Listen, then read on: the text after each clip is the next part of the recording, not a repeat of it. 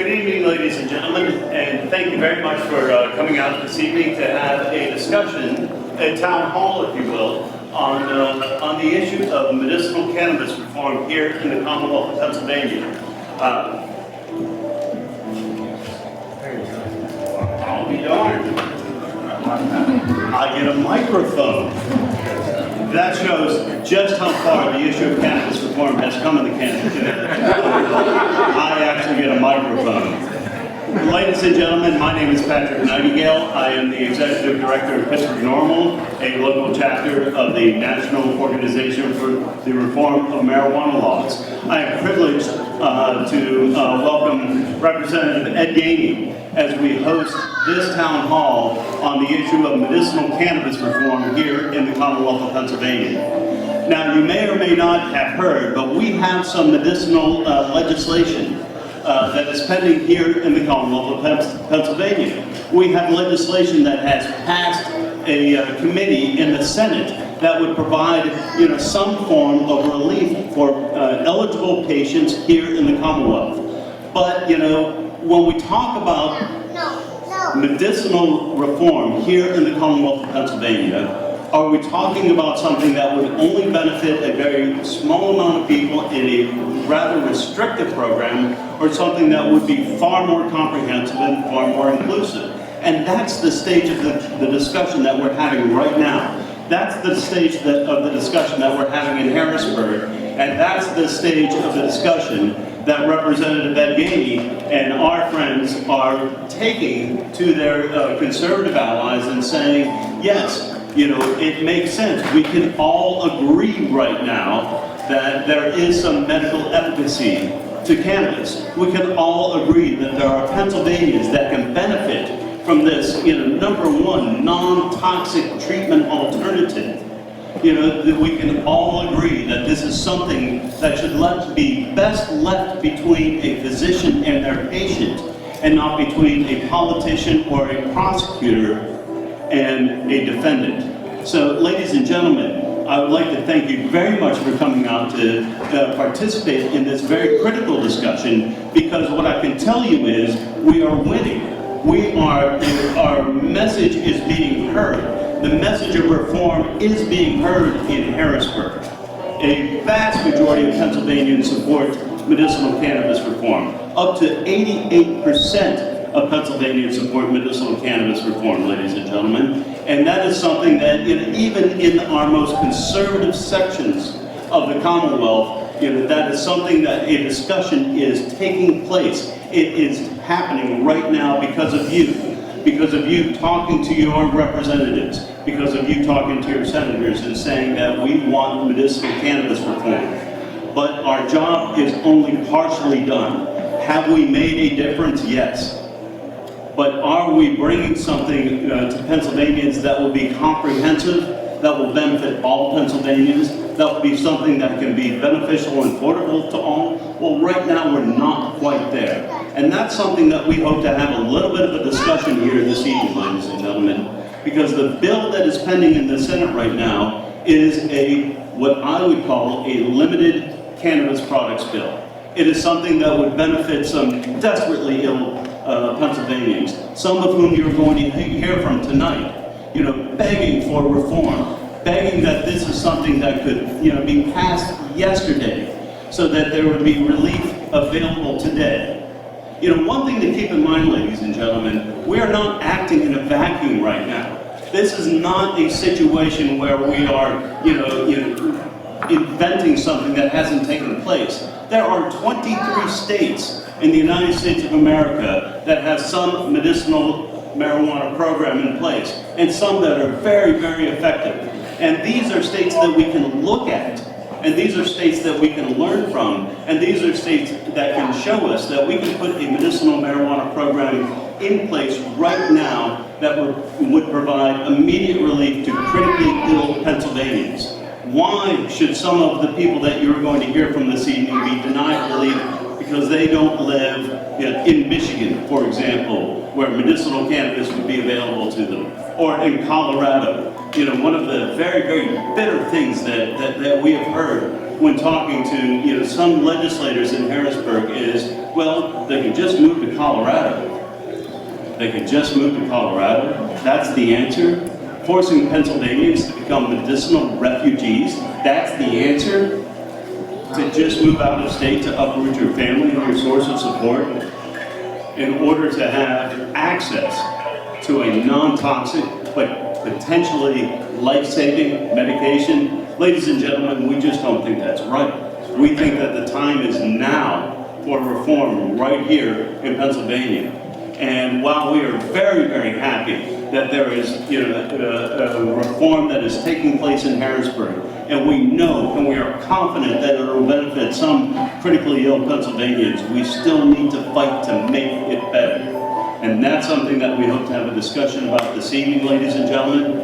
And with that, I would like to welcome our host and our friend, our ally in the House, Representative Ed Gainey.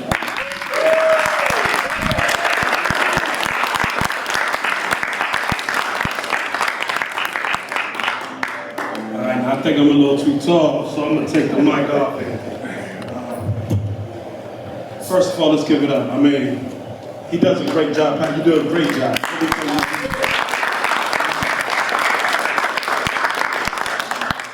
Before we begin, I want to say thank you. I want to thank everybody for coming this evening, because there are some things that we need to talk about. One, we need to remove the distortion and deal with the truth. That's one. And two, we need to become a state that's about compassion and not about how we can hinder people from using the things that we know will make their family better. Before I begin, any of the families that's been up Harrisburg that have lobbied, advocates, could you just please stand for 1 minute? Please stand for 1 minute.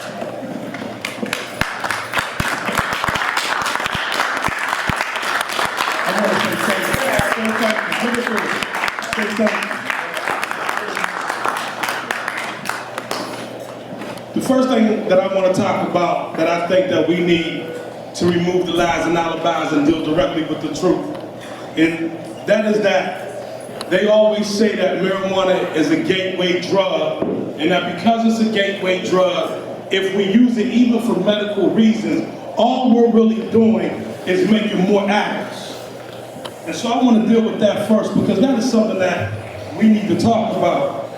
When you talk about people that have been on opium, Percocets, oxycodone, and all those drugs that have demonstrated that they are addictive drugs, but have done nothing to help families or remove any of the pain that they're dealing with. Nothing.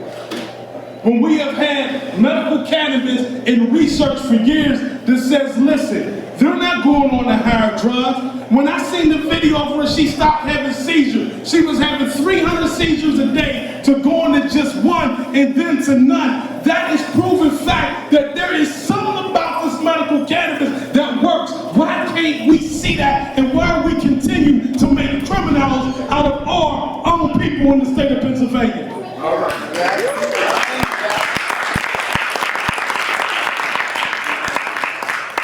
The families need us.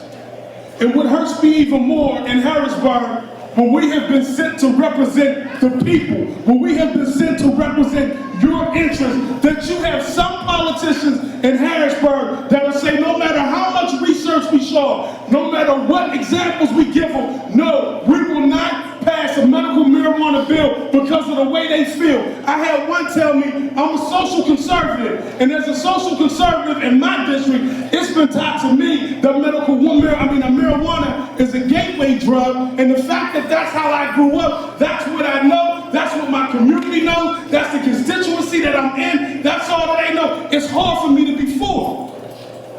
And so I looked at him and I said, wow. I said, well, I'm sorry to hear that. I said, because here's the truth. There's a difference between growing old and growing up. See, I can't have the same mentality that I had when I was 20 at the age of 40 and say I represent a district knowing that change is going to come. Yes. Right now, we got to keep pressure on Harrisburg. I believe we're going to get it passed. I do. I believe it. In the House, we'll have a fight. Let me be honest, we'll have a fight. I didn't say the elected officials will have a fight. I said we will have a fight. Because you have some that for various reasons, you know, they want the legislation they want passed, and they're not going to move unless their legislation is passed. We have to continue, we have to keep a human face on this. We have to continue to show them the families that is dealing with this. And asking them, why don't you want to help them? How can you go to their house, knock on their doors, and how can we tell a doctor not to prescribe when he knows his work? Who are we to tell them what they shouldn't prescribe and make people of Pennsylvania feel like criminals? That's the message. See, that's the message right there. See, we got years and decades of lies of what this thing called marijuana was. So since we've lied and lied and lied, it's time that we got to repeal it back and back and back. And that starts with us. That starts with us right here. We have to do it. They won't move unless the power of the people move. The only thing that moves big money is the power of the people. We are the people, and it's time to tell the pharmaceutical company and everybody else, we have and that's the protect them to heal these families. The pharmaceutical companies, they don't want this. Why? They can't make no money. Love ain't about money, it's about compassion and healing. And if we won't love the people in the Commonwealth of Pennsylvania, it's because we're doing what is right. Not based on money. They already booked the system several times and continue to get paid. Do something that heals the populace. Do something for the people. Let's make sure that any elected official in the House that is not for this, I'm saying it loud, go protest at their door. And I'm not talking about their office. I said their door. Bring the families, the kids to their door. Let everybody on that street see exactly what this politician is really about. And I guarantee you we'll get some movement. We have to put a human face on lies, alibis, and travesty in order to get this right. And the only one that can do that is we the people. We gotta stick together. We gotta stick together. We can't let them take this from us. That would be our mistake. For all y'all are up there almost every month, thank you. Thank you for keeping the pressure on. Thank you. I know people that's dealing with cancer. Their doctor has told them to get it. They're friends of mine. Their doctor has told them to get it. But yet they gotta feel like a criminal to do it. How can I feel like a criminal and I'm saving my life? Where have we went as a society that we won't even listen to the doctors anymore? When did the pharmaceutical companies come so potent that everything they say we got to hinge upon? The devil is alive, we're going to put him to sleep. Let's make sure we make medical cannabis good. Thank you very much. Thank you so much for being such a passionate voice in the House. Thank you. Thank you, Representative.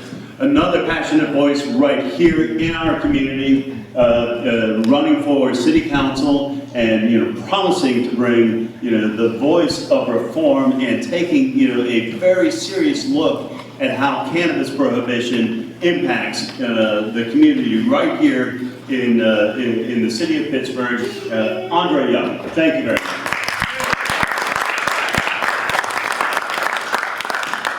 Thank you, Pat.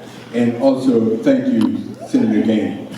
I am in support of medical use of cannabis or marijuana. The reason that I'm supporting medical use of marijuana is I had an opportunity to take a trip to Denver.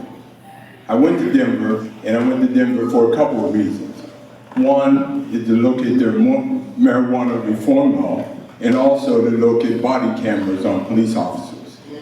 When I looked at the medical use of marijuana, the mayor and I walked around the city and we talked to a lot of different people. Some of the children, young people that we talked to were using Seroquel, Depakote, and a few of those other drugs that our schools prescribe to our children. In a couple of cases, the young man was on the verge of committing suicide. They spend hundreds of thousands of dollars in a psychiatric institution. And when the young man told his parents that if I no longer use Seroquel or Depakote, and they took him off of it, and he used marijuana, he moved to a normal state and began to function and began to work and do a few other things. And he used the marijuana in conjunction with his doctor and the patient. I am in support of Senate Bill 3, and I thank Ed Gainey, Jay Costa, and the other senators that brought it before us. Senate Bill 3 does not go far enough, however. You need to have Senate Bill 3 taken to another step where the patient, in conjunction with his doctor, can use it to the best of their ability and consume it. The way that it functions and works best for them. I am in support of it. I'm in support of it in the state of Pennsylvania.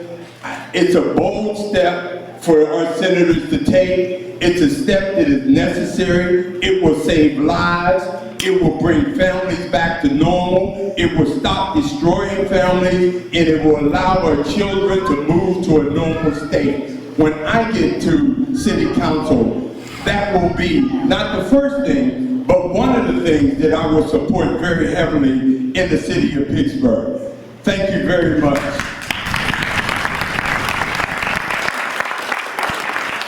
Thank you very, very much, Andre, and thank you for your passionate support of this issue. One of the first people I'd like to bring up for everyone to hear, to start to put that human face on exactly what we're talking about, is Jessica Hawkins. Jessica and her daughter Antonia are here.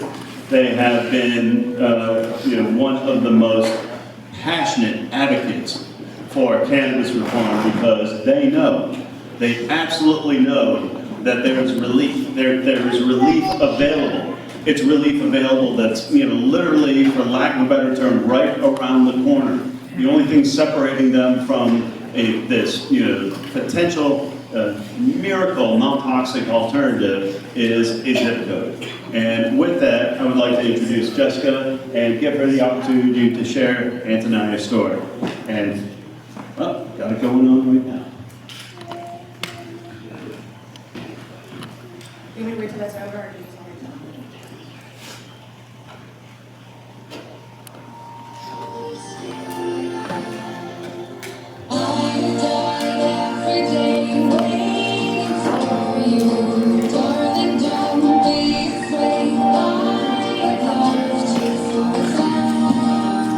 My name is Jessica, and this is my daughter Naya. She has Dravet syndrome. My son also has seizures, but not as bad a condition as she does. She was having between 100 and 400 seizures a day. Before I give you a success story, I just want to walk you through one day of one of her seizures.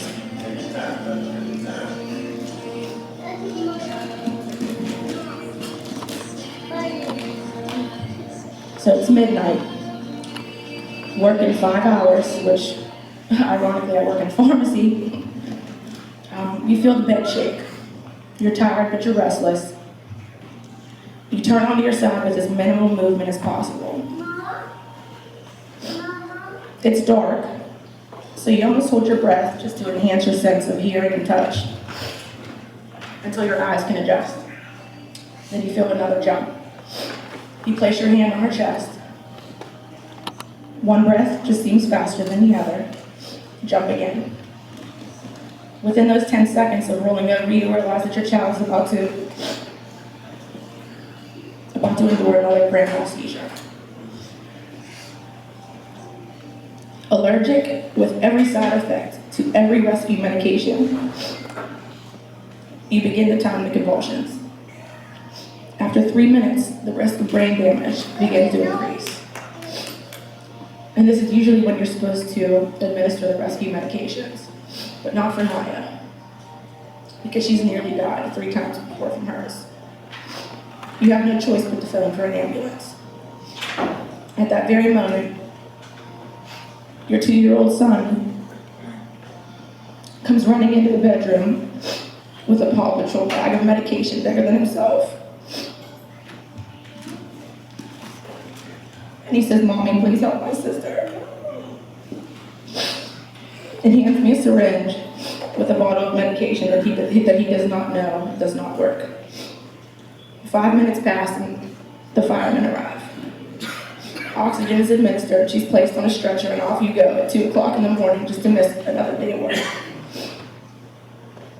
The hospital has 0 options now after 10 years, other than to increase the medications that already do not work. We obviously deny that treatment and they send us home. Just to restart your clock and repeat that 400 times a day. It's nearly impossible to even live in that situation. You can't eat, you can't sleep, you can't get dressed, you can't get a shower, you can't do anything. Not that it's that important, but there's no social life, there's no anything other than the people that you have in your corner. But on December 16th, 2014, Nancy and I had medical marijuana for the first time. And for the first time in 10 years, she woke up with no seizures. None. From 400 a day to none. 0 seizures at all. We thought something like, it's a coincidence. There may be something about it. We started to count. I go to work and my mom calls me and she goes, 33 hours, no seizures. I'm gonna go make dinner, and I was taking a nap. And she called me back in 10 minutes and she goes, "You're not gonna believe this. I was cooking and I heard someone laugh and I turned around and Naya was standing in the kitchen." So, off of the couch, 30 feet to the kitchen, no seizures, no assistance, no wheelchair, she walked.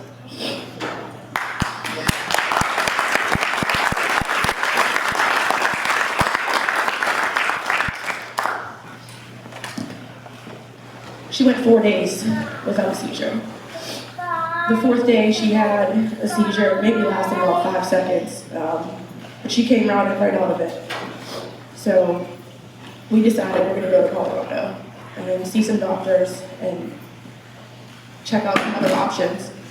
And she obviously still has seizures now, not nearly as many as she was before because we don't have the option of treating her as we would in another state where it's legal.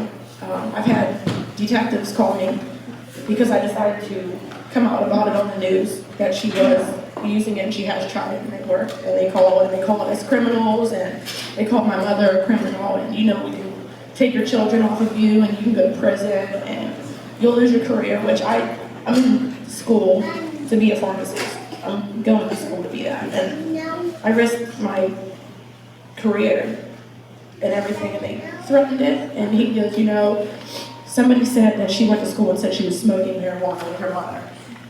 And I explained to him that she couldn't even talk until her first dose of this oil. She wasn't even able to talk. She woke up at 5 o'clock in the morning the next day and asked me for a bowl of cereal. And when you get to meet your child for the first time ever after her being a prisoner in her own body for 10 years, I don't think that there's a law in the world that would stop anybody in this room from helping their children and their families.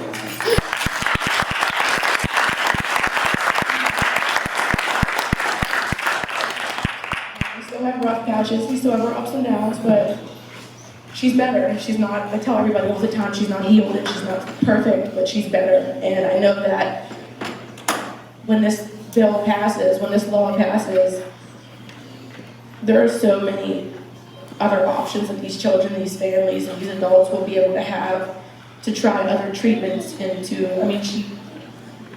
She doesn't know. She doesn't know she's doing anything illegal. She just knows that she feels better and she's happy and she had her first good Christmas and her first good Easter and she's enjoying her family and she's living.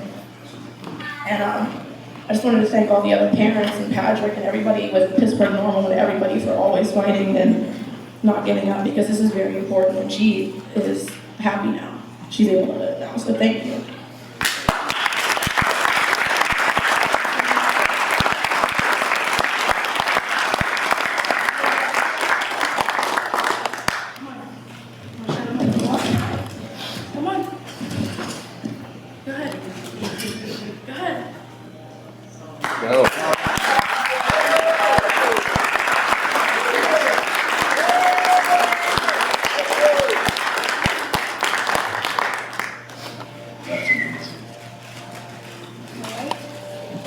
Pennsylvania were criminals. That's utterly amazing. Before we talk about the medicine behind it, I'd like to talk to one more parent who is fighting. We're going to be talking to a number, but one more before we talk to the doctors. But I'd like to invite Heather up to talk about some of her day-to-day efforts with Hannah, who suffers from severe seizure disorder and who, like Antonia, could benefit, at least benefit from the opportunity to try a non-toxic treatment alternative. And with that, I'd like to welcome Heather Schuster, ladies and gentlemen.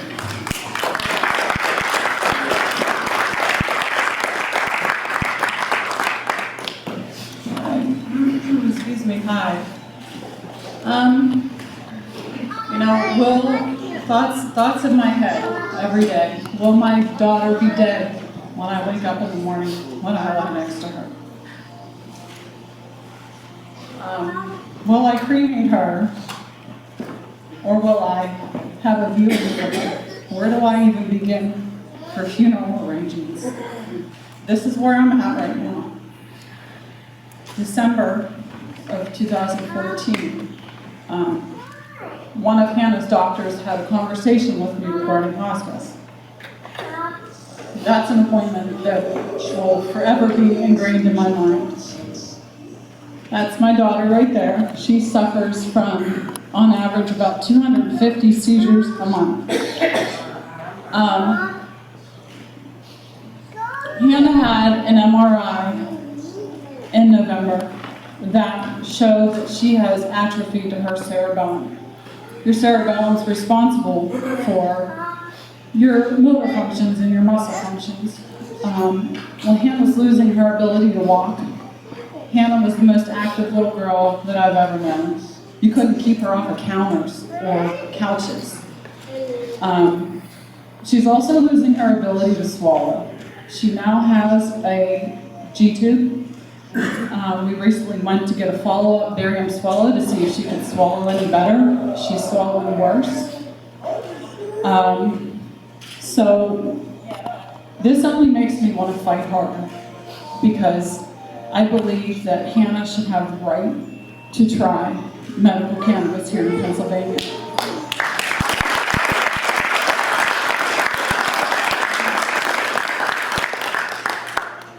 It sounds a little harsh, the thoughts that I have every day, but this is the reality that so many of us mothers feel, and fathers and family members. I mean, it's hard on the entire family. We feel every day with our children that have severe intractable epilepsy.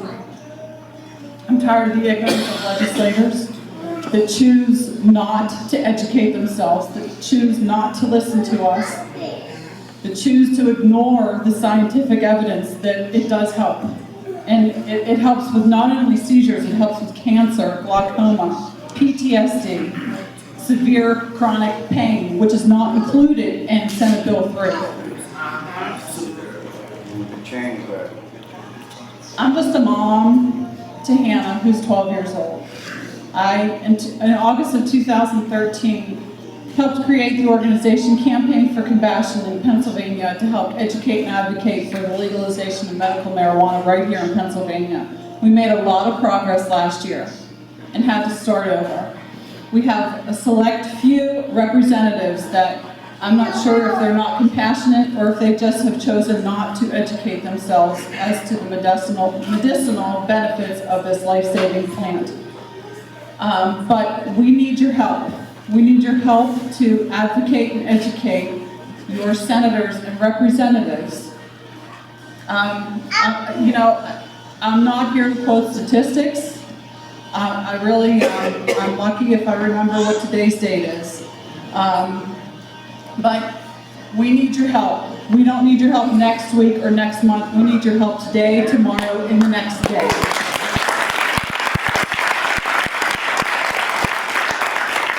We need to find out if they're choosing to help sick Pennsylvanians or if this is just a political game to them. I can't imagine it would be. I can't imagine how you could sleep at night if it was. But people are sick, people are dying, and they could be helped from this plant. You know, I just, I want to end with, you know, people ask me so many times, why don't you just leave the state? In fact, there have been representatives that have said it. Well, you should go to another state to get it, because that's where you can get it. You know, totally unacceptable to me. You know, the only thing that Hannah enjoys more in this world is her family and her friends, and I am not going to take that away from her.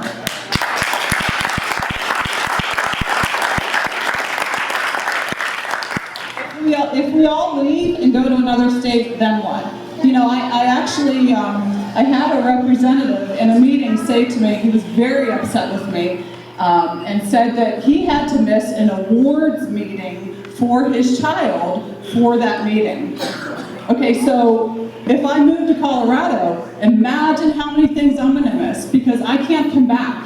Hannah can't come back. We're gonna miss weddings, we're gonna miss birthdays, funerals, you name it. It's unacceptable, and I just cannot stress enough, if you guys need any help or information as to how to contact your legislators, please see me, see one of the other moms or any of the other advocates here in this room. We will help you, because we will get this passed. We won't stop until we do.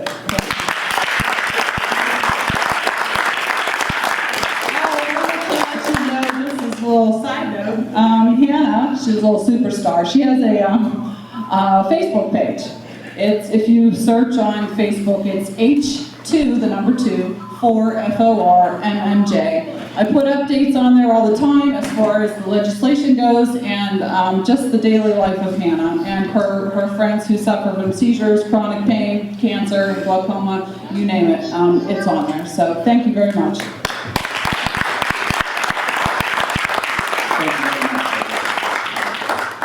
Thank you very much for sharing Hannah's compelling story, and again bringing home just how critically important it is to not only talk about this idea, but to move forward with legislation and with a program that will bring immediate benefit and immediate relief to Pennsylvanians. The next speaker that I'd like to introduce is Dr. Thomas Whitten.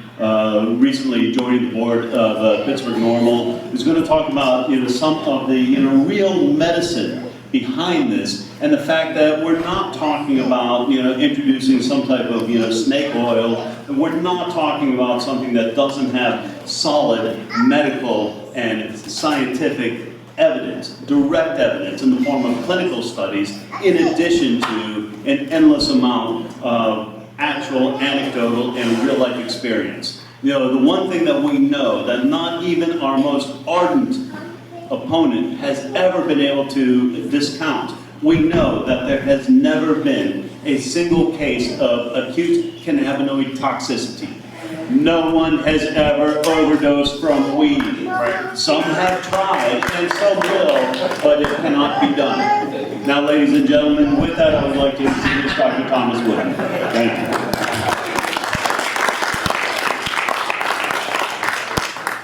you. Good evening. Thank you very much for having me here. It's a real pleasure. I'm sorry I was a little bit late. It was very touching to hear the testimonials of the mothers and what they went through. I'll pull out my iPhone real quick when one mother talked about seroquel. Nasty drug. I never did like it, even for adults. It's probably the world's most expensive sleeping pill, and that's about all it does for anyone. It's not approved in children under 10. So it amazes me that we have people saying, oh, we can't use plant. And we have to remember that most of our pharmacopoeia, most of the drugs that we have available to us came from the garden. And to say that we can't use something that has such strong and such a long history of anecdotal evidence for its efficacy, that's totally illegal. We've got a drug that has been approved by FDA, but it says very clearly it's not to be used in children under 10. And we know what the side effect profiles of most of the Valsartan and antiepileptics. that the mothers with the children with Dravet syndrome are talking about. And they have a nasty side effect profile. Most of the time, when we have taken some substance from the garden and we've turned it into medicine, we do it through manipulating it in the lab to make it last longer, have a better side effect profile, or to make it more efficacious in general. Aspirin is a beautiful example. Aspirin is simply an extract of a bark from a tree in South America that the early explorers and merchants discovered that the locals used with great success. They brought it back in Bayer, which was really good at putting an acetyl group on a molecule, threw that on, and aspirin is acetylsalicylic acid. Digitalis digoxin comes from a beautiful plant, the foxbane. Warfarin, cumin, comes from a plant that grows naturally here in the New World, and they discovered that if they consumed that they would bleed more easily or for longer. And so we took it into the lab and we messed with it. We tried to do something with it. Now, the pharmaceutical industry has tried to isolate some of the compounds that occur in cannabis oil. There's probably over 300 active compounds, probably only 50 of which have been well identified, and of those, only a handful have been studied very much. And there have been some very exciting results with some of these compounds, but it does seem that it's not just one single molecule, one single isomer, one single variety of chemicals that are in cannabis oil that works, but it is perhaps what, I forget the fellow's name, he's a fellow physician in Israel. Sanjay Gupta mentioned him in his week 3 or 2s, I think both week 2 and 3. Where they're doing a lot of good double-blind, placebo-controlled studies, the gold standard for medicine. And this doctor's notion is that perhaps it's an entourage effect. It's not one single compound, but it's a combination of several. And that research, to really find out which one does what and does it best, is going to take a lot of time and a lot of money. Meanwhile, we have cannabis oil that has been shown anecdotally. I don't know how one could, pardon me, ethically set up a double-blind, placebo-controlled study using cannabis either in oil or a vaporized form on young people. I just don't see how you get over the ethics of denying a medication that we know works and allow children to suffer while we try to find out what is the best combination. But right now, what they've got going, Charlotte's Web, which is a cannabidiol-rich strain of cannabis, seems to be working quite well. And it's interesting because GW Pharmaceuticals in Great Britain has been studying cannabidiol, and unfortunately their clinical trials were cut off halfway through. It's typical in a clinical trial to stop halfway through and have somebody who's in the windowless rooms, has no idea who the physician is doing the evaluating is, who the patient is, and whether that patient is getting the real medicine or the placebo. But unfortunately, halfway through their trial, there was so little evidence that it was being effective that they stopped.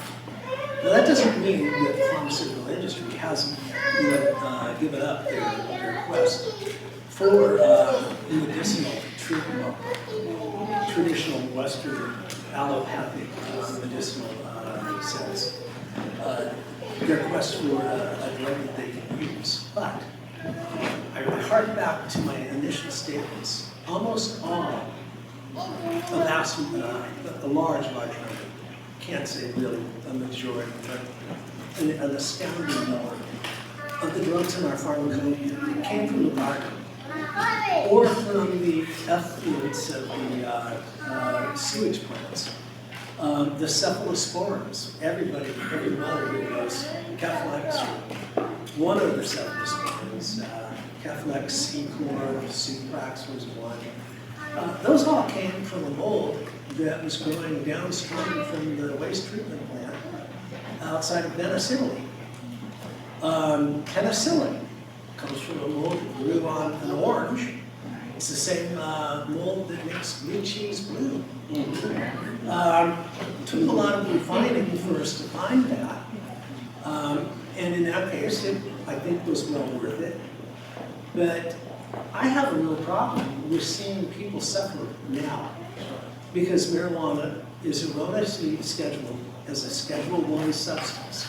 And that is so absurd because the definition of a Schedule I substance is something that has no medical value. Now, we know that's not true because there is a drug that is approved by FDA right now. It's called Marinol. And there is another pharmaceutical company that has 2 plants in Texas. One is producing crystalline cannabidiol, and they're also producing THC in oil form. That was Marinol, and they're now working on developing a delivery system that involves a needleless syringe that's injected into the back of the mouth. So there is great interest, and the variety of medical conditions that are being actively investigated are by no means limited to seizure disorders.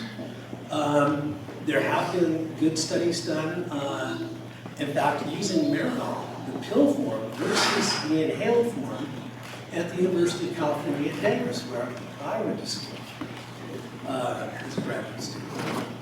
And they found that patients who were given, I don't know how they did the double blind on this because it does get tough, but they gave them Marinol and then they let the others inhale using the vaporizer. And the ones who took the pills actually were able to stand a standard test of pain and pain tolerance, and that involves putting your hand into an ice bath, timing and see how long you can do it. Well, they did the before and the after, and Marinol actually showed that it enabled the people to keep their hand in the ice bath longer. So we do know that there are not only the anti-epileptic applications, but there's good evidence going all the way back to the 60s. I got mad, wrote a letter to President Johnson. I read about some poor kid in Texas who had been busted for 2 joints. And he got life in prison. And I wrote this angry letter to President Johnson, and on the outside wrote, legalize marijuana. And I got a letter, much longer, not much after that, from the director of the Bureau of Narcotics and Dangerous Drugs, which was obviously pre-Richard Nixon. And a lot of literature and a nice condescending letter telling me that we're sure that as you age and mature, you'll see the errors of your way. And you'll realize how dangerous this substance is. I mean, it had the typical I can't remember the guy's name now. He was really probably in the late 60s. And talking about the dangers of marijuana. He said, you know, people say that not many people progress from marijuana to heroin, but that's just not true. Between 60 and 90% of the heroin addicts smoke marijuana first. Well, they all drank milk and they all drank water. And as one of the that's a little crass. As one who practices addiction medicine as well as pain management, I talk to my patients, unlike I think many other doctors, and I'll ask them, what was your gateway drug? I don't usually use that line. Because we all know that marijuana is a gateway drug. It is the gateway to the refrigerator.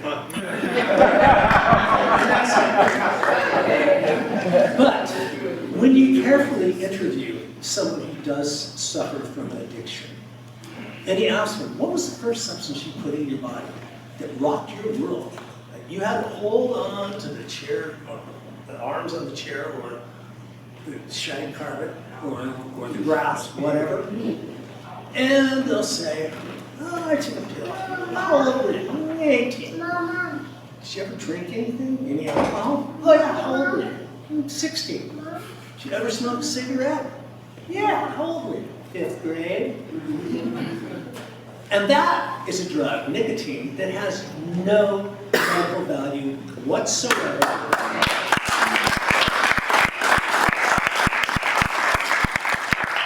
But it is regulated through common sense. That's somewhat common. You don't allow children under 21. Is it 18? Talk about moving it someplace typical. But no one under 18 is supposed to obtain it legally. And then we tax the bejesus out of it. Well, taxing sometimes is an effective method of controlling something. In this case, it's, I think, one of the most foolish and most short-sighted. Even if they were to fix the flaws in this bill, and there are flaws, there are too many things that are left out. It is too restricted, and it's still going to force too many people to become marijuana refugees. They're going to have to go to states that do allow it, and in the states where it is extremely regulated, the indications for a doctor writing a recommendation for it, which is all we can do at this point. Since DEA has a big hammer over our head, we all have DEA licenses in order to prescribe controlled substances. And with marijuana, Schedule 1, we have to write recommendations.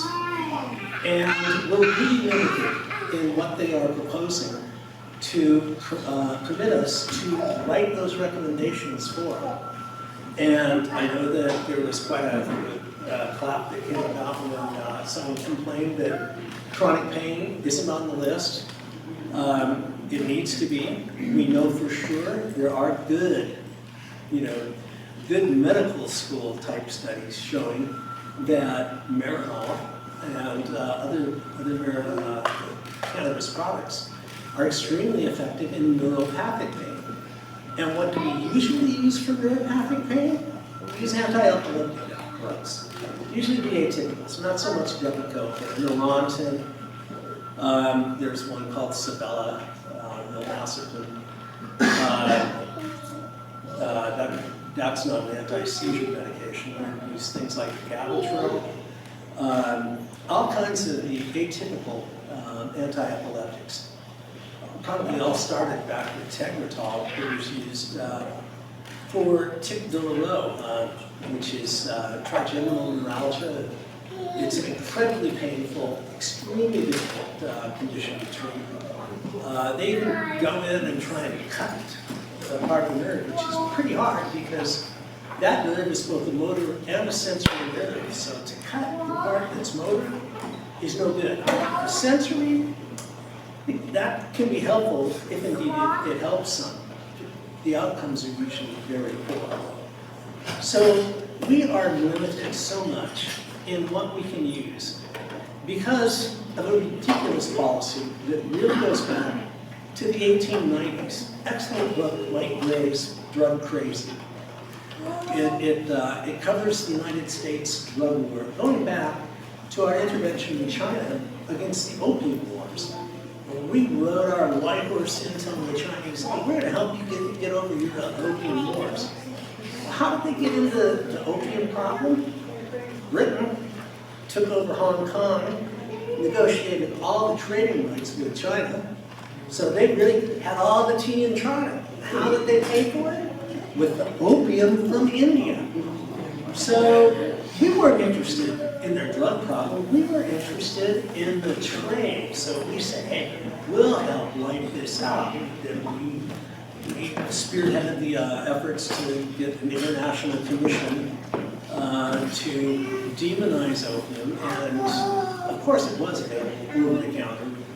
And all of you who paid attention, which was not all I could say about myself, in English classes in high school, you remember the Confessions of the English Opium Eater? Samuel Taylor Coleridge's beautiful poem.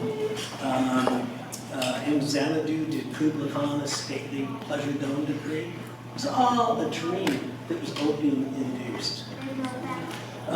It's interesting, as a pain manager, I'm still dealing with people's impressions of what opiates are, and unfortunately what they aren't. But that came from a plant too that's been in the literature for a good 4,000 years, from China to Egypt. And it was in 1803 that Bayer again put an acetyl group on morphine base, or on opium base, and came up with monoacetyl morphine, which is opium, or is morphine. And they named it after Morpheus, the Greek god of dreams. There are still people saying that we don't know what the long-term effects of morphine is. It's over 200 years. We know exactly what the effects are. We just, unfortunately, don't understand very well the nature of pain, and physicians are not trained in pain.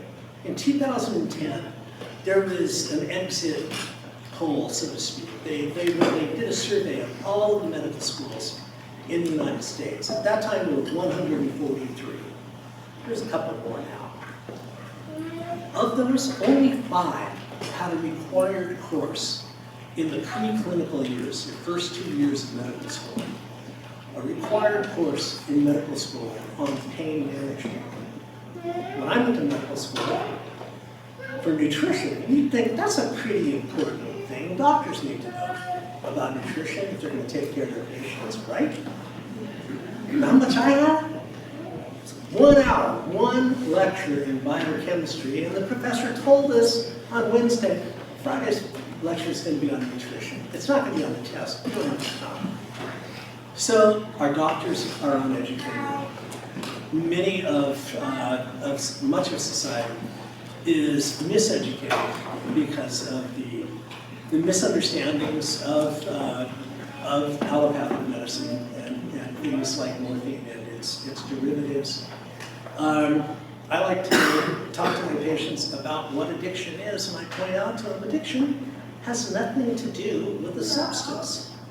There is no substance in sex or gambling, but the behaviors are identical. So, of the people who are exposed to opioids in an iatrogenic, that is the medical treatment setting, you know what the rate of addiction is? Well, before I tell you the number, it's the same as it is in the general population.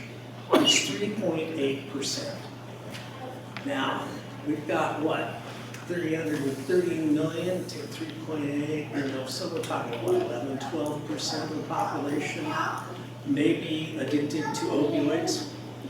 How many people have smoked marijuana and haven't become, the drug-crazed, homicidal maniac jumping out of the 7th floor, or else, raping young college or high school students?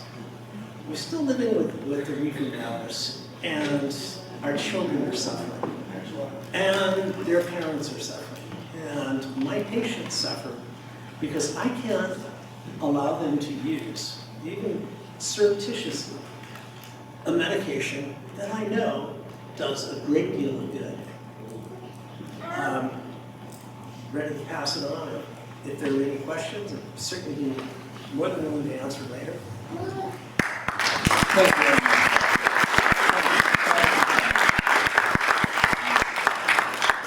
Ladies and gentlemen, one of the critical issues that we hear coming up time and time again is, wait a minute, we cannot consider the medicinal cannabis reform until the FDA has approved it. Why can't we wait for the FDA? Isn't it the job of the FDA to approve medications? Don't they test things like this and tell us whether or not they are safe for us? Well, the answer is that's not exactly the role of the FDA, and that's why this is what I would call a red herring.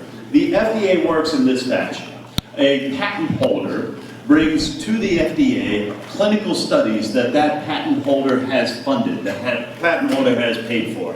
And that patent holder says, look, I made this patent on this type of, pain medication or this type of heart medication, and we studied it for 10 years, and here are the results of my studies.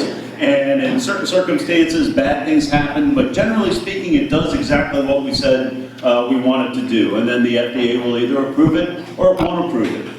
But what are some of the prerequisites you have to that type of FDA evaluation? You have to have a patent holder. Well, guess who holds a patent on the medical properties of cannabinoids, the medical properties of THC? Who holds a patent on that? Can anyone guess? The United States of America. The United States of America holds a patent on the antioxidant and the neuroprotective qualities of THC.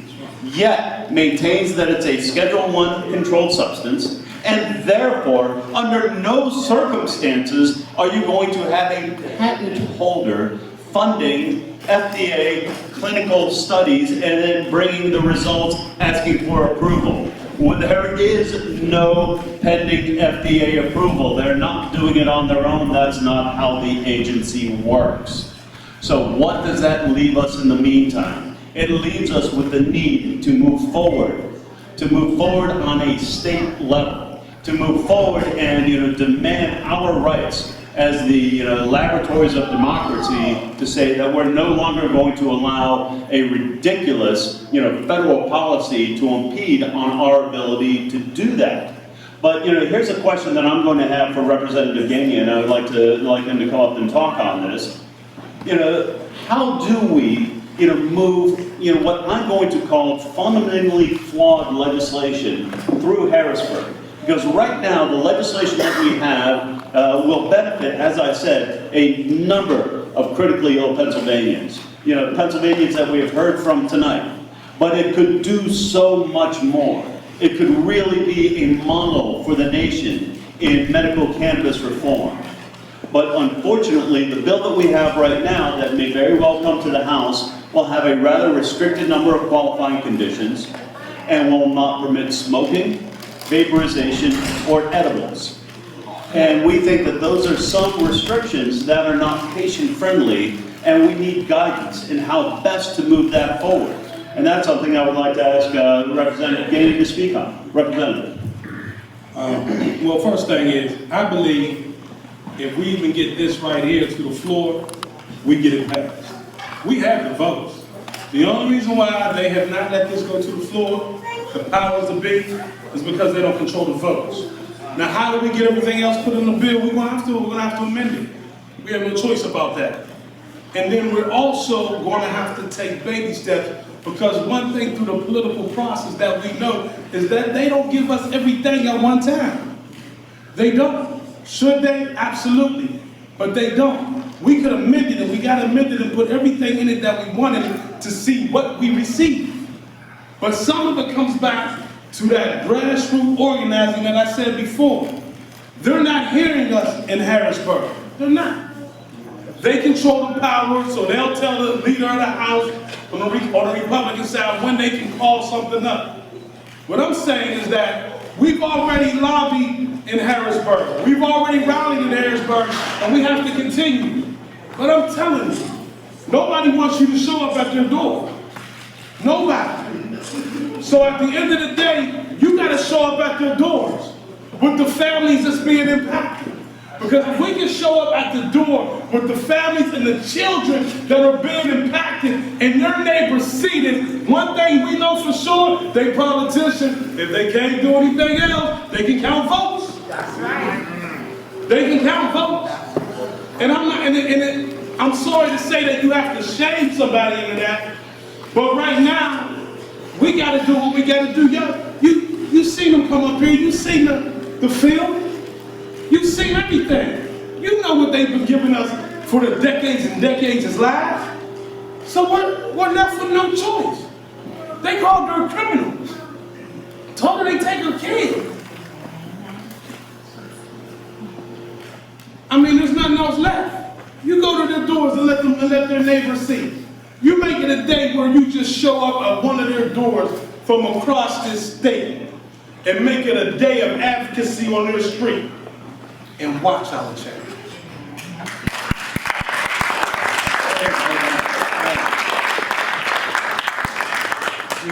I would like to welcome another speaker to share, another, compelling story about why we need, immediate reform. Julie Michaels, one of the very courageous, mothers fighting, here in southwestern Pennsylvania, who I can tell you, the parents have had such a tremendous effect. One thing about medicinal cannabis reform, this isn't the first time that we've been having this discussion here in the Commonwealth of Pennsylvania. The first time we had a bill introduced was in 2009. And it was a bill introduced when we had a Democratic majority in the legislature and a Democratic governor who would have signed that bill. But it wasn't able to get out of committee, it ran out of time. And since that time, we've had nothing. We've had absolutely nothing until a group of courageous parents went to their legislators who happened to be from, generally speaking, conservative Republican districts and said, we need help for our children. We've seen evidence that medicinal cannabis can help, and we want you to look into this, and we want you to bring that legislation here to the Commonwealth. And thanks to these tremendously courageous parents, who otherwise, I can guarantee you, wouldn't see themselves as advocates for cannabis reform, thanks to them, we are now on the verge of bringing reform here to the Commonwealth. And with that, I'll cue you up in just a second, Julie Michaels.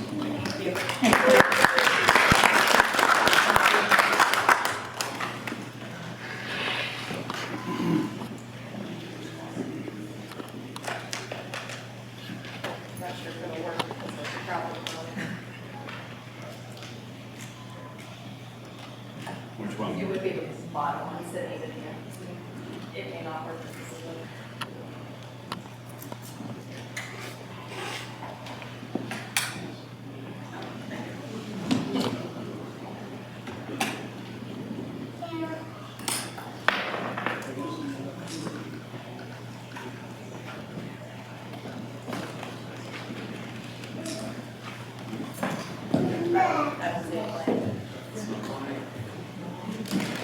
Good evening, everybody. I'm Julie Michaels. This is my daughter, Sydney, that you see on screen. She's the little one in the back that's screaming to pee the whole time.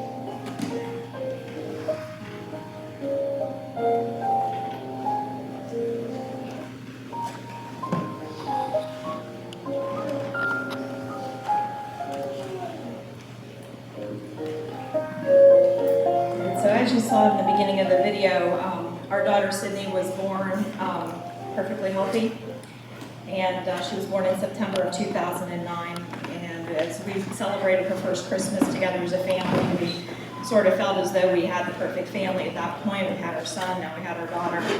But unfortunately, things changed very quickly. On New Year's Eve, I was giving Sydney a bath when suddenly she began convulsing. I yelled for my husband. He was downstairs, and he quickly ran upstairs and took a look at her and said, yeah, call 911. So as we waited for the ambulance, we watched as her entire body turned a grayish blue color. We were crying and screaming, absolutely convinced that our daughter was about to die in front of our eyes. The seizure lasted well over 20 minutes. When we arrived at the hospital, they told us there's no way the seizure could have possibly been that long, and that it was probably going to be a one-time event. And unfortunately, they were wrong. Within a few days of that seizure, Sydney began to have these tonic-clonic seizures you saw her having in the video very frequently. At first, she'd have one every couple of days, but it very quickly built up to where she was having multiple long tonic-clonic seizures daily. Sydney also began to experience new seizure types as well. There are at least 11 described different seizure types, and Sydney was experiencing 10 of those 11 before she ever turned 2 years of age. There are days where she's seizing all day long. Kepper was started with the second seizure, but it was only our first drug of many to try. Sydney has tried and failed over 13 different drugs and various combinations of those drugs. Rarely was an ineffective medication stopped when they added a new one in. At one point, our baby was on 5 different anti-epileptic drugs all at the same time. Every anti-epileptic drug had a slew of side effects that went with it. Due to the heavy doses of the drugs, we began to watch Sydney regress. Not to mention the daily seizures continued. Okay, we would still have 1 to 2 emergency room visits every single week because of seizures that her emergency volume couldn't stop. As we began to realize what would trigger Sydney's seizures, we tried to avoid those situations. But the problem was that everything seemed to trigger seizures in Sydney. Sound, light, temperature change, heat, wind, going to the potty, car rides, a stranger talking to her, illness, fever. But taking a bath seemed to be the worst. We could not bathe our child that first year of life without an emergency room visit. When Sydney turned 11 months old, a genetic mutation was found that told us the answer. She had Dravet syndrome. As we researched Dravet syndrome, we learned that the severity, frequency, and length of Sydney's seizures were common for the syndrome, and that medication rarely controls the seizures. Behavior and sensory issues, developmental delays, sleeping difficulties, and balance issues are all common. Sydney will never outgrow Dravet. There is no cure, and the mortality rate is high. In our private Dravet community, we parents liken Dravet as to playing Russian roulette. Each day, every Dravet parent wonders, is it my child's turn today? When we lay our children down at night, we wonder, will they wake up in the morning? In short, Dravet syndrome is one of the most catastrophic forms of epilepsy that exists. In search of more help for our daughter, we joined online Dravet support groups. In 2010, I began to learn of a few parents who were having success treating their children's seizures with various forms of medical cannabis. The first parent was a Dravet father living in California by the name of Jason David. Jason's son, Jaden, wasn't smoking marijuana. He was using an oil that was extracted from the cannabis plant. About a year later, we watched the success that Paige Figge was having with her daughter Charlotte in Colorado. I have watched as more and more Dravet families and other families whose children have other types of intractable epilepsies have flocked to legal states like Colorado and California and have found help and relief for their children, something that the current medical field has been unable to provide for any of us. So because of a state line, their children experience relief while my child and other Pennsylvania children are forced to suffer. Inspired by these successes, in September 2013, I began a Facebook group of parents in Pennsylvania interested in taking on the battle of legalization of medical cannabis for our state. Other Pennsylvanians have flocked to our cause for their own health needs. Through our joint efforts last year, alongside of Normal and Keystone Cannabis Coalition, a couple of our Pennsylvania senators have brought forth a fantastic piece of legislation, last year known as Senate Bill 1182, this year known as Senate Bill 3. This bill took into consideration all aspects of safety and potential abuses while still permitting all types of cannabis and various delivery methods that would be needed to run a successful program. This bill passed the Senate last year by a vote of 43-7.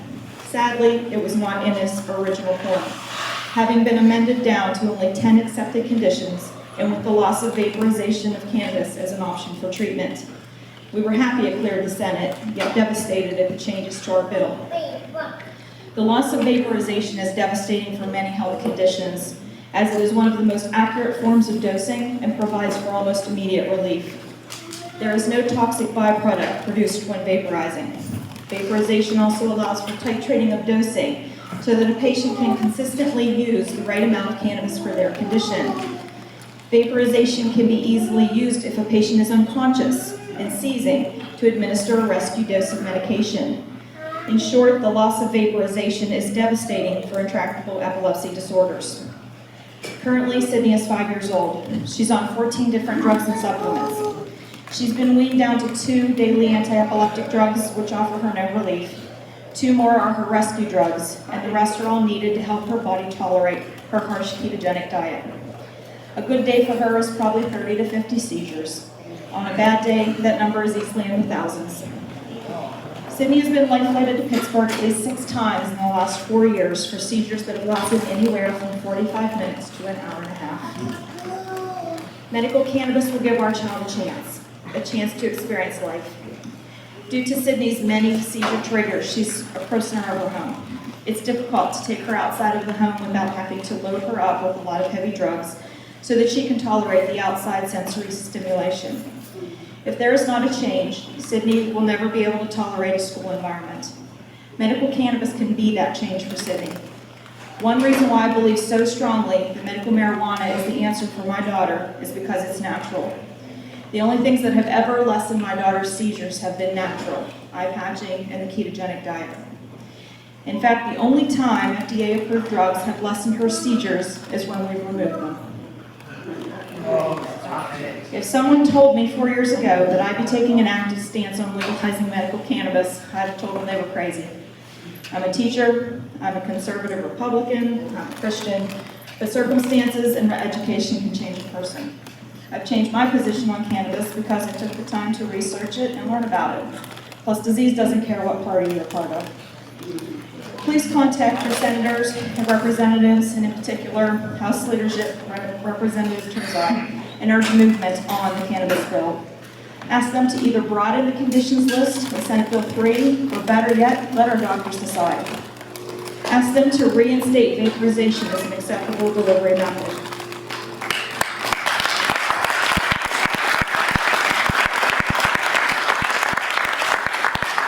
Educate those around you on what you've learned today and research to become more educated on this topic. Please help us help our children and the other suffering Pennsylvanians. Thanks for your time.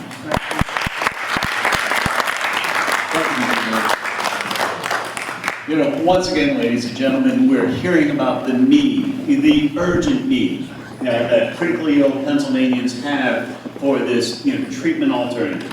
I'm going to introduce, one more courageous parent who's fighting for medicinal reform, who's fighting on behalf of her daughter, who, also suffers from severe seizure disorder.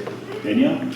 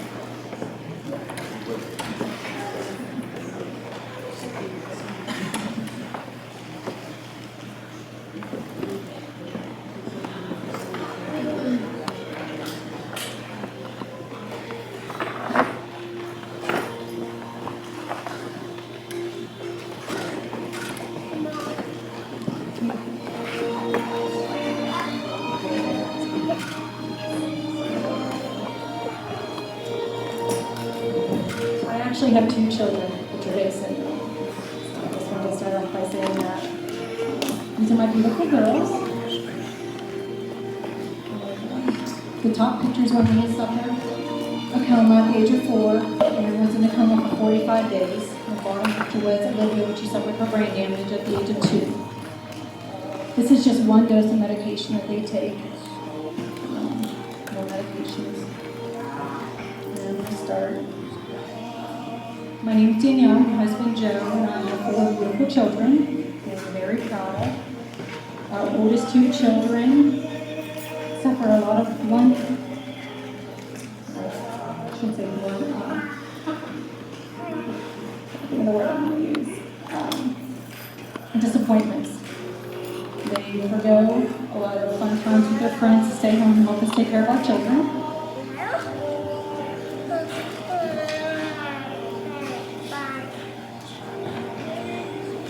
The statement that it takes a village to raise a child means more to our families than most. For years now, we relied on the support of family and friends to get us through tough times. We are the parents that need ambulances and helicopters to transport our children. We are the parents who sit by our children's bedside at Children's Hospital praying that they survive the next minute, the next hours, or even hopefully the night.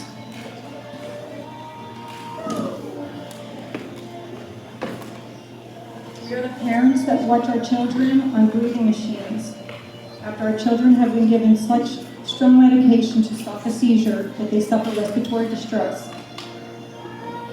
Just this past December, Leah was admitted to Children's Hospital for being lethargic, failure to thrive, and seizures. The next several days, we were bounced from specialist to specialist, not really having a plan of care for our daughter.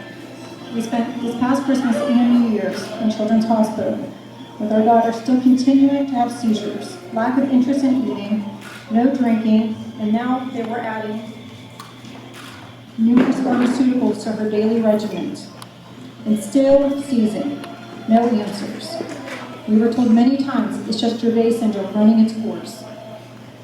Finally, after 3 weeks in the hospital, a GI doctor neurologist approached me and told me if we lived in a different state, that we could give our daughter something that would help seizures and help her appetite. This is not something we didn't already know.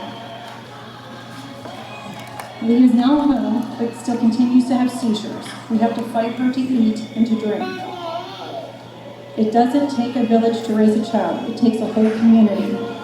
We need the support of our community and our legislators to help stay in the state and give our children a better quality of life.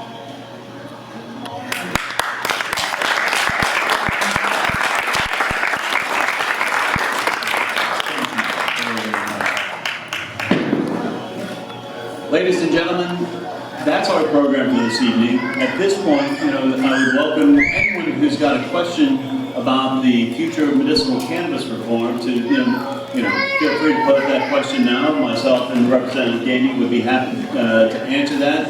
Otherwise, we're going to wrap things up. I encourage everyone, to stick around and have a conversation with us. But first and foremost, does anyone have any questions about where we stand with cannabis reform? Please. Yes, I want to briefly say my story. I'm a war veteran, services connected. And thank you very much. Thank you.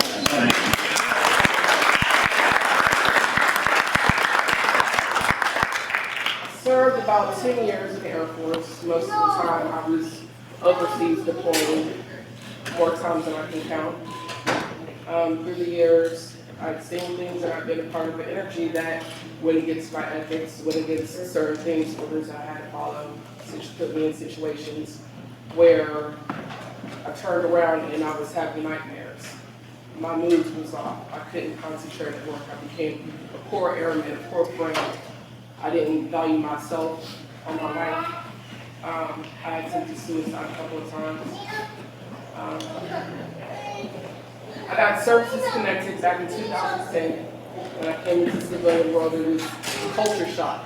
I grew up in the Air Force. I was emancipated by the age of 17 to join the Air Force. It was supposed to be my whole life. Got an injury while overseas, worked my back in 3 places.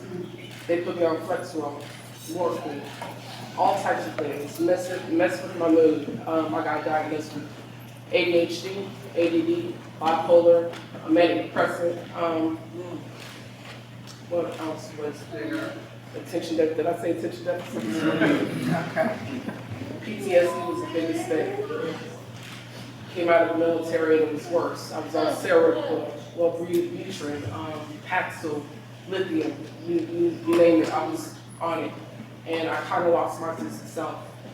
I had the opportunity to ingest a lot of medical marijuana. We're not going to say how I did it, it does not matter.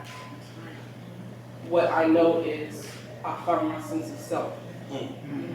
And for years, a lot of people, mostly people of color, have been locked up over now a great idea that we seem to have stumbled across medical marijuana, which is a birthright if you are an American or a citizen of the world.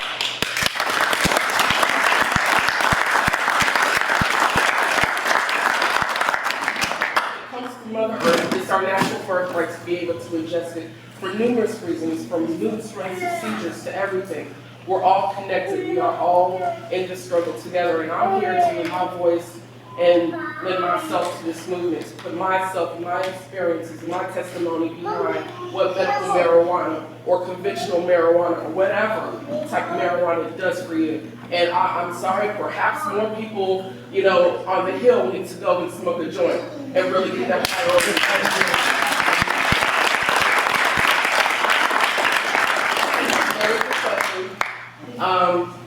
I have the opportunity to bring medical marijuana to Pittsburgh. So I came here because my question was, okay, what do I need to do to open up a dispensary?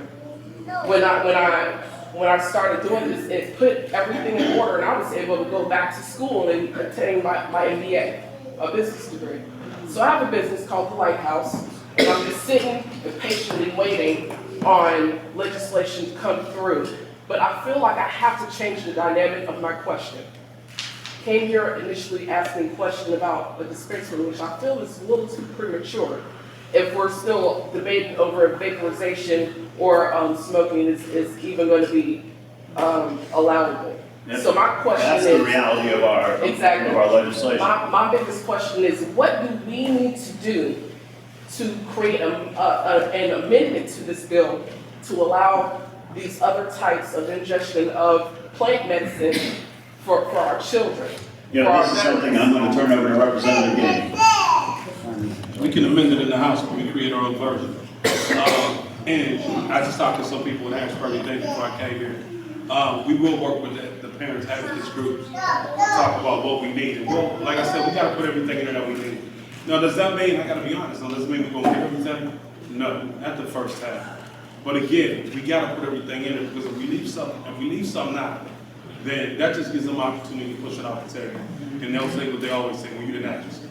So what we got to do is we got to put everything in there that we feel will work, and then negotiate from there. You know, but let me be honest, this is not a situation, again, where people don't want it in the House.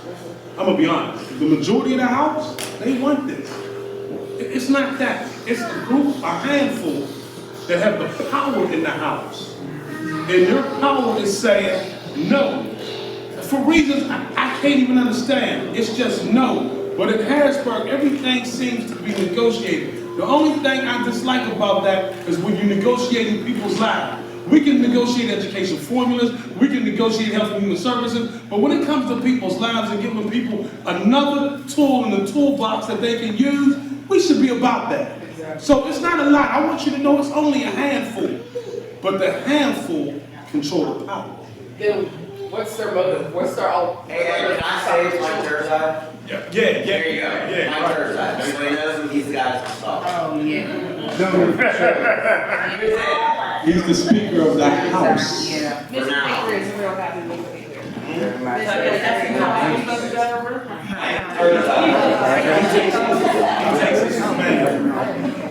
Well, I have a story out of my voice if I can contribute to. Well, here's the one thing you can do. For one, how many of you registered voters? So it's a Wednesday morning, we have a judicial hearing in Pittsburgh, in conservative Pittsburgh.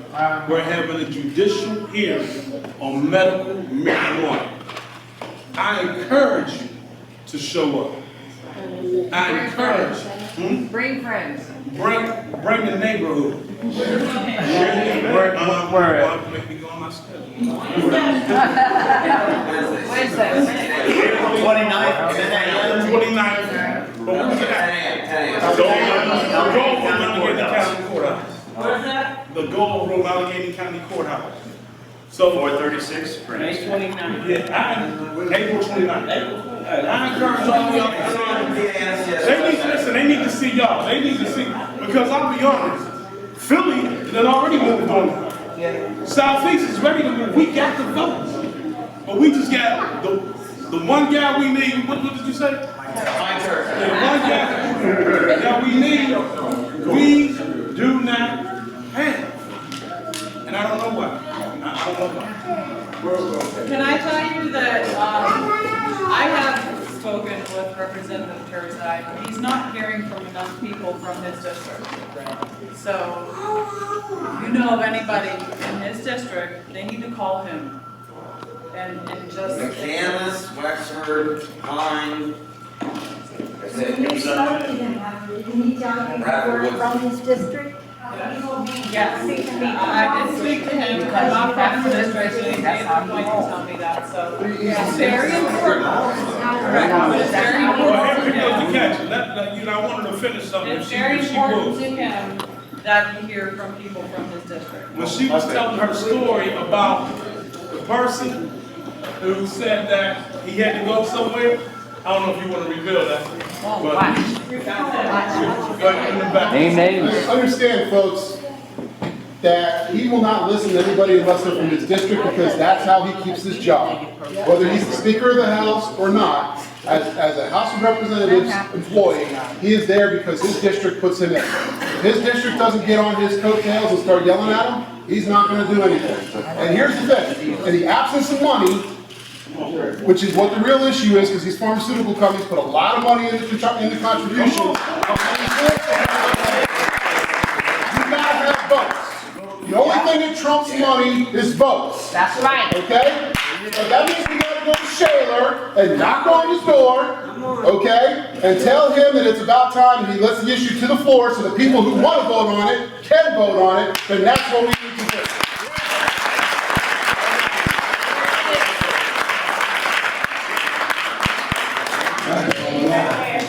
Thank you. My current primary care physician is against medical marijuana, and I know this because I have talked to him about it with every visit. Every visit I have with him, try to enlighten him a little. I have an appointment this week with him, and I'm going to tell him about Sanjay Gupta, the weed programs on CNN. And he's in the Greensburg area, and I know the doctor that spoke earlier is in the Greensburg area.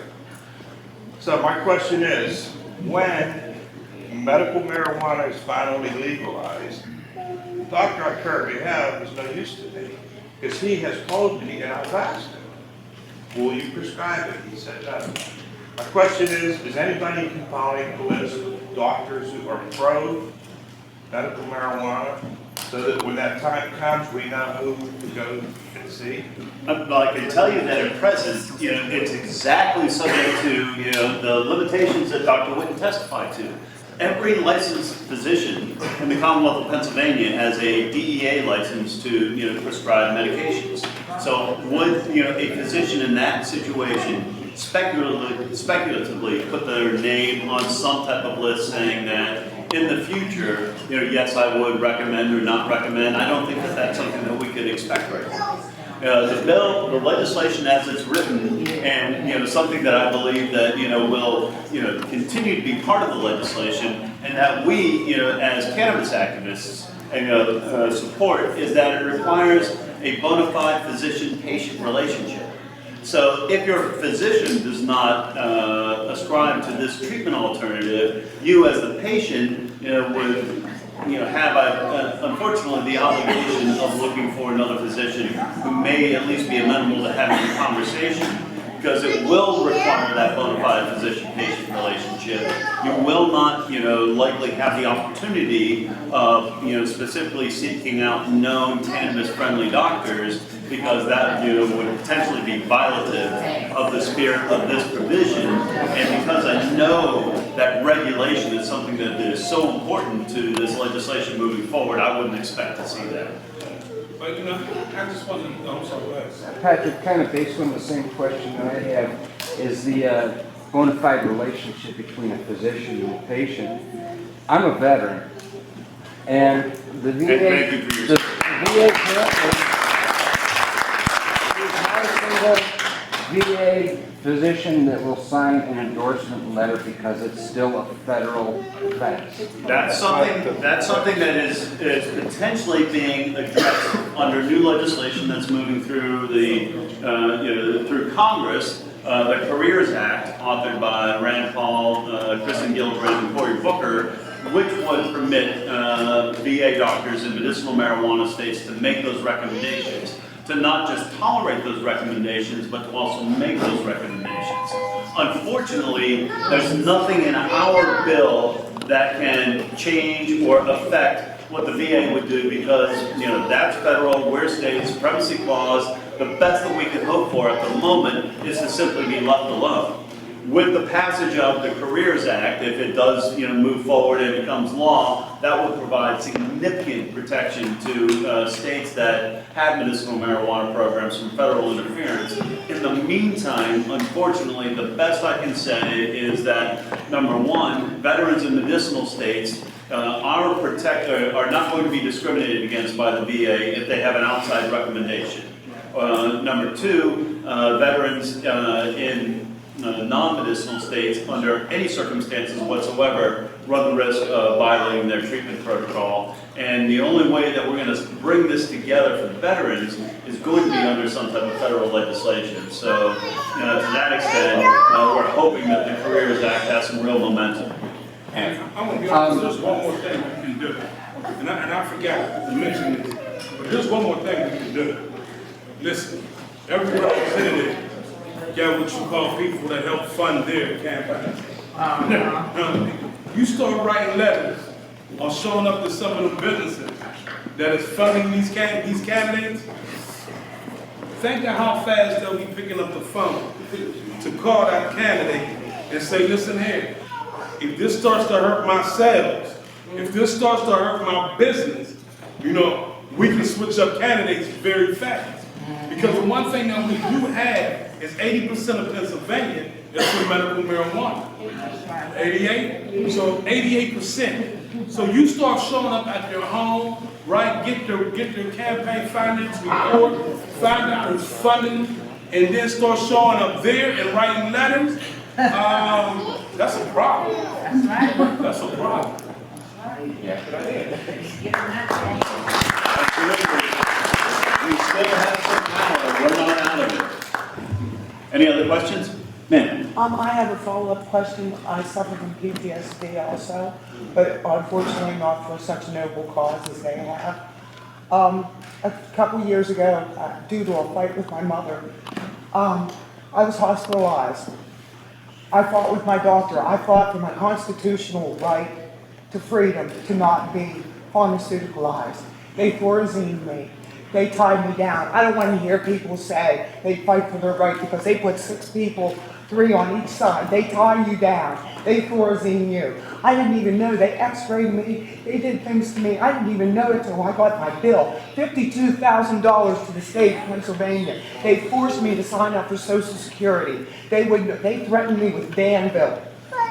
Because I didn't want to sign up for Social Security. I have 20 more good years to put into to a country I believe in. I ran around with Vietnam vets. I've seen what our country did. Let's not ignore our vets in this war.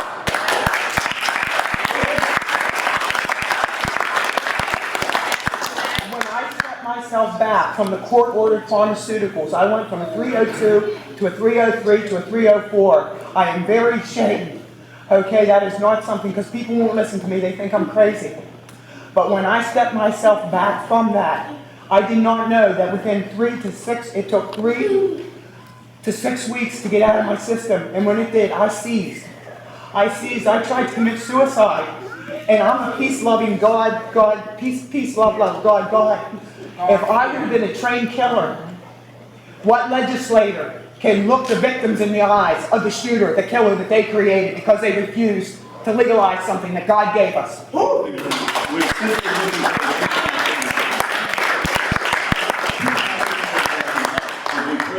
story time and time again from our veterans who say, that exact same story. We come back, we get nothing but medication, medication, medication. Joe? Not working.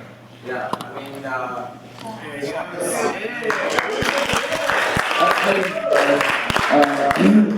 Firstly, thanks for coming out, and I didn't really mean any disrespect by kind of sitting off in the wings there, but this is a small space, and I have PTSD as well, and it's a little uncomfortable for me. I get a little off. Today's been an off day in general. I'm sure everyone else has felt it too. I don't know what's going on with the universe right now, but PTSD is something that affects people from veterans to abuse victims to children of divorce and everything in between.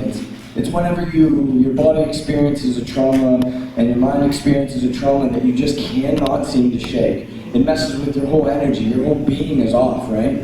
So the VA is real good for just medicating, and they'll send you to therapy, and if you say you don't want the medications, well then there must be nothing wrong with you. So, peace, see ya, get out our door. We don't want to hear nothing from you.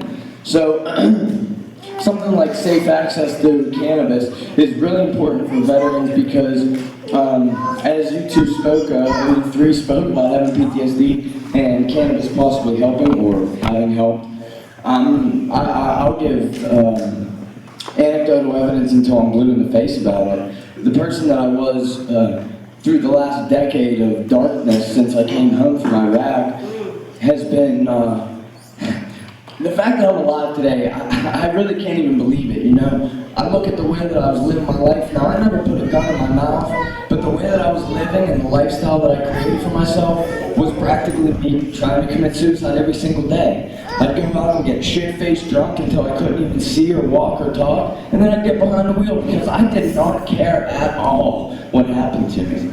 So, these drugs that they give you intensify those effects by like 1,000,000 times. So, we're giving soldiers that are, like you said, trained killers, medication to try to combat the nightmares and the feelings that we have, but the side effects of them are turning to homicidal and suicidal thoughts. And people that have seen death and have felt the brush of death on their soul don't really care very much about the consequences of something like that. When the thought of living is just too much.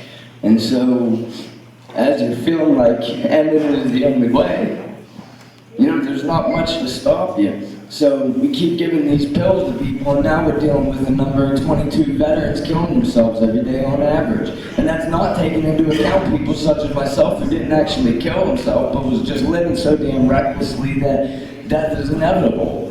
So 22 veterans a day, now that's where we're at with the veteran suicide rate. And to be honest, the federal government is starting to take notice because I got an email from a veterans group saying that they're looking for patients for PTSD trials with cannabis on a federal level.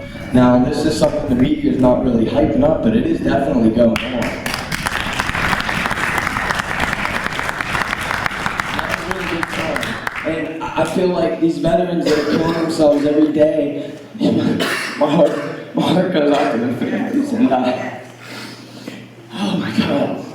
These two veterans that killed themselves in Pittsburgh recently, I'm connected to their families. I didn't know these veterans in particular, but I was friends with the girl, Michelle Langhorst's sister. I was friends with her for many years. She told me all about her sister, how we needed to meet, how we were both veterans, and we were both going through things, and it just never really happened. I do regret that, for real, because she seemed like a wonderful lady, but David Cramner that took his life from Brentwood, I was friends with his cousin. So now this number of 22 veterans is getting even closer to me because it's people that I've known, their families.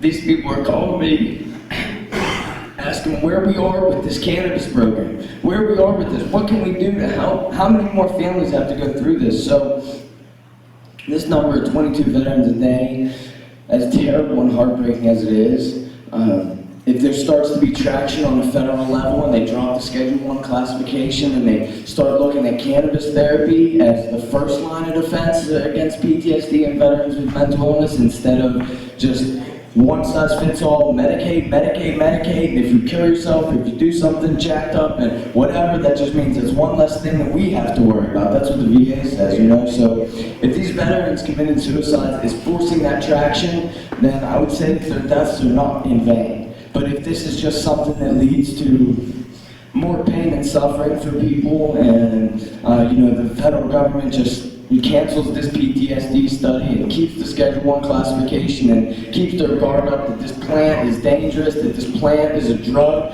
that God gave us this for no reason apparently, well then those deaths would be in vain. So on a state level, we have a medical cannabis program that's not perfect, it needs much amendments and much work, but if we can stick together and fight through this, I think we can really make this happen here in Pennsylvania. And then the federal level is either going to happen after or it's going to happen during, but if it happens during, it's just going to make the state level easier. So, you know, put the pressure on these people. We vote for them. We pay their salaries. I've been working on manual labor jobs since I was 12 years old. I joined the Army when I was 18 because wars are caused by the rich for the poor to fight. And you know what? We're the ones that suffer. The ones that are in office, the ones that are getting paid from our money that we work so hard for, if they knew even a touch of the suffering that we all feel in this room, I think their thought process and the way they vote on legislation would be handled a lot differently. So keep up the good work, guys, and you know, I really thank you all for your support, and you know, everybody in the room, all the moms, Pittsburgh Normal, Representative Gainey, you know, keep the pressure on these people, and I like what Representative Gainey said about going to these people's door, go to their district offices, you know? I mean, I have multiple sclerosis as well, and I own a screen printing company, but I can't work like I used to. I feel like my body is like a 90-year-old man, you know, after a few hours of work, I can't even can't move my hands, my joints don't work, so I had to close my business, sell my company, I'm selling my house, and I'm planning on going and really seeing what this medical cannabis can do for me. I'm trying to heal myself, and I know I'm not going to do it by the medication that they give me because, as I was telling Danielle earlier, I give myself a shot once a week. It's a Hapanex interferon, and it really messes with my body like so crazy. At first, the side effects were bad, but not like devastating, but now a new side effect is when I give myself this shot, I seize through the night. I'm having like just a couple seizures through the night. They only last like about 10 seconds, but when I wake up in the morning now, I'm so exhausted. It's like the day after the shot is, and that is actually today. So that might make sense why today's been so off and terrible for me. So I'm just like, you know, tired, exhausted, and you know, I don't have a job anymore. I don't know what I'm going to do, and I don't even actually care. I'll go to, anybody wants to drive me to any of these places, I will take a padlock and chain myself to this until our message is heard, because I got nothing else to do. I've been working my ass off for 15 and 16 years, and well, you know, now it's time to really put the pressure on these people. So, you know, hey, I'm one in this room, change to something, right?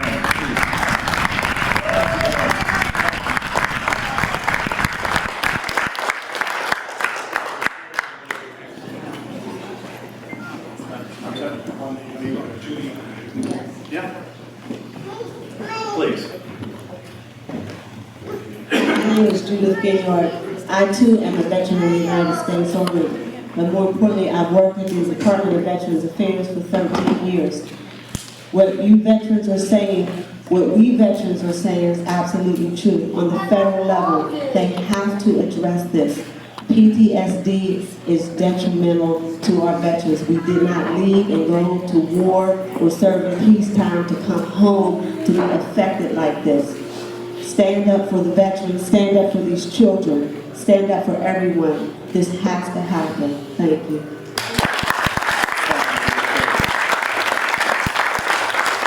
Hey everybody, let's give Patrick a standing ovation.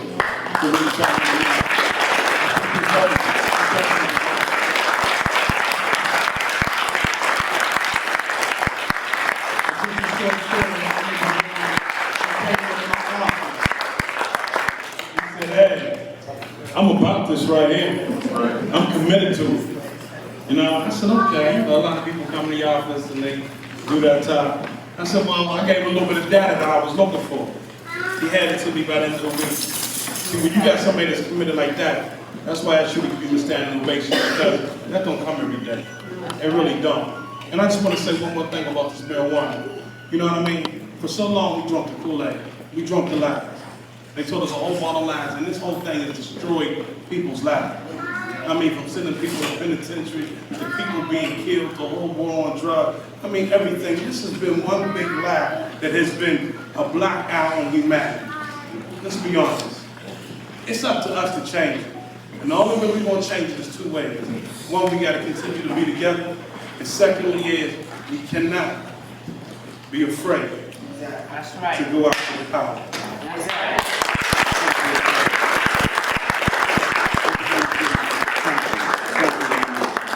Ladies and gentlemen, on behalf of Representative Gamey, Andre Young for City Council, on behalf of Pennsylvania Medical Cannabis Society, on behalf of all of our volunteers, my wife Teresa Nightingale, who is also the regional coordinator of the Pittsburgh Normal Women's Alliance, Isaac Haleva, one of our volunteers. I would like to thank everyone very, very much for coming out, and please continue to support